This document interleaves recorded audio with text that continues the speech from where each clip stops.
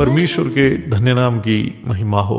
प्रभात मनन के सत्र 2865 में आप सभी का बड़े प्रेम के साथ स्वागत करता हूं। आइए आज के मनन के लिए हम पढ़ते हैं प्रकाशित वाक्य अध्याय 9 पद 5 और 6। उन्हें लोगों को मार डालने का तो नहीं, पर 5 महीने तक पीड़ा देने का अधिकार दिया गया, और उनकी पीड़ा ऐसी थी जैसे बिच्छू के डंग मारने से मनुष्य को होती है।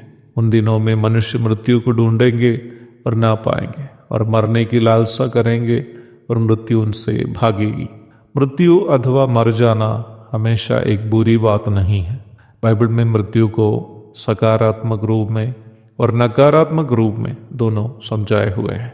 भजन 116 की 15 में हम इस प्रकार पढ़ते हैं, यहोवा के भक्तों की मृत्यु उसकी दृष्टि में अनमोल है। संत पौलुस ने कहा, जी तो चाहता है कि कूच करके मसीह के पास जा रहूं, क्योंकि ये बहुत ही अच्छा है। फिलिपी 1:23।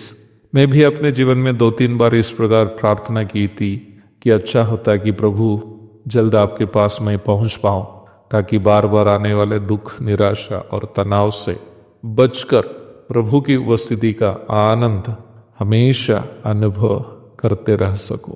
एक बार मेरे एक मित्र से मैंने ये बात जब कही कि जल्द प्रभु के पास पहुंचना मेरी कामना है, उन्होंने मुझसे इस प्रकार मजाक से कहा, आप चिंता नहीं कीजिए, आप जल्दी नहीं मरेंगे, क्योंकि प्रभु दुष्ट लोगों को जल्दी नहीं उठाता है। हाँ, ये बात भी सही है कि वचन में ये भी लिखा है कि दुष्टों की मृत्यु पर परमेश्वर प्रसन्न नहीं है। यहेजकेल 18:23। मैं बस ये बात कहना चाह रहा था कि बाइबल में मृत्यु को सकारात्मक एवं नकारात्मक दोनों रूप में प्रस्तुत किए हुए हैं। मृत्यु एक सकारात्मक बात तब होती है जब हमारी मृत्यु मसीह में होती है, क्योंकि जिसकी मृत्यु मसीह में होती है वह मरने के बाद भी मसीह के साथ ही रहेंगे। कोलोसी अध्याय 3 पद 3 और 4। मृत्यु एक नकारात्मक बात तब होती है जब किसी की मृत्यु मसीह के बिना होती है, क्योंकि जो मसीह के बिना मर जाता है वह हमेशा के लिए नष्ट होकर अनंतकालीन आग की झील की ओर चले जाएंगे। प्रकाशित वाक्य अध्याय 20 पद 11 से 15 तक। कहने का तात्पर्य यह है कि मृत्यु सबके लिए नकारात्मक भी नहीं है, सबके लिए सकारात्मक भी नहीं है। तो मुझे सुनने वाले कोई भी बस ये बात अवश्य तय करे कि आप अभी मसीह में है या नहीं, क्योंकि प्रभु यीशु मसीह ने कहा, पुनरुत्थान और जीवन मैं ही हूं, जो कोई मुझ पर विश्वास करता है वह यदि मर भी जाए तो भी जिएगा, और जो कोई जीवित है और मुझ पर विश्वास करता है वह अनंत काल तक ना मरेगा। यूहन्ना अध्याय 11 पद 25 और 26। तो हमें जीवित रहते समय मृत्यु से डरने से बढ़कर मृत्यु को सकारात्मक रूप में स्वीकार करने के लिए उद्धार के अनुभव में जीना जरूरी है। अब हम प्रारंभ में पढ़ी गई बाइबल पदों की ओर आते हैं। वहां कुछ लोग मृत्यु को चाहते हुए रहते हैं पर नहीं मिलती है। वे मृत्यु को इसलिए नहीं चाहते क्योंकि वे मृत्यु को पसंद करते हैं, परंतु इसलिए चाहते क्योंकि वे लोग अति भयानक मानसिक तथा शारीरिक दर्द से गुजर रहे हैं। निम्न भाग महाक्लेश काल के लोगों की, जो परमेश्वर को नहीं मानते, अवस्था को सूचित करता है, जो मानसिक तथा शारीरिक रूप में परेशान है। 5वीं पद में दुष्ट आत्माओं के द्वारा उत्पन्न बीमारी के शारीरिक परिणाम को सूचित किया गया है। वही 6ठी पद में निम्न बीमारी से उत्पन्न मानसिक अवस्था को सूचित किया गया है। 6ठी पद पर ध्यान दीजिएगा। उन दिनों में मनुष्य मृत्यु को ढूंढेंगे और ना पाएंगे और मरने की लालसा करेंगे।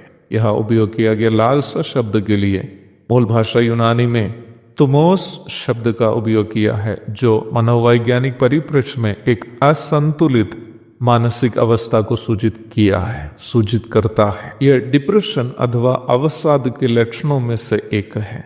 अवसाद अथवा डिप्रेशन से परेशान एक जवान लड़की की मुझे अभी याद आ रही है, जिसका काउंसलिंग करने का अवसर मुझे मिला था।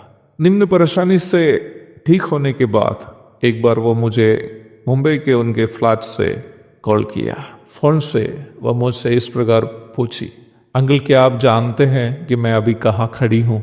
मैंने कहा, बेटा बिहार से मैं कैसे बताऊं कि तुम अभी कहाँ खड़ी हो? उन्होंने कहा कि मैं अपने अपार्टमेंट के 6ठी मंजिल के बालकनी में खड़ी हूँ। क्या आप जानते हैं कम से कम 6 बार यहाँ से कूदकर आत्महत्या करने की मैं कोशिश की थी, जबकि उसकी इस परेशानी के बारे में उसके घर के या कलीसिया के कोई जानकार नहीं थे। प्रभु की दया से अभी वह एक अच्छा जीवन बिता रही है। डिप्रेशन अथवा अवसाद वर्तमान में एक सर्वसाधारण मानसिक असंतुलन की अवस्था है, जबकि यह पागलपन नहीं है। पढ़ी गई पद में हमें यह सूचना मिलती है कि महाक्लेश काल एक ऐसा भयानक समय होगा कि मनुष्य शारीरिक दर्द के साथ साथ भयानक मानसिक असंतुलन से भी परेशान होंगे। प्रभु की इच्छा हुई ये अध्ययन जारी रहेगा। एक और शुभ दिन की धन्य कामनाओं के साथ आज का मनन में यहाँ समाप्त करता हूँ। प्रभु आप सबको आशीष दे। आमीन।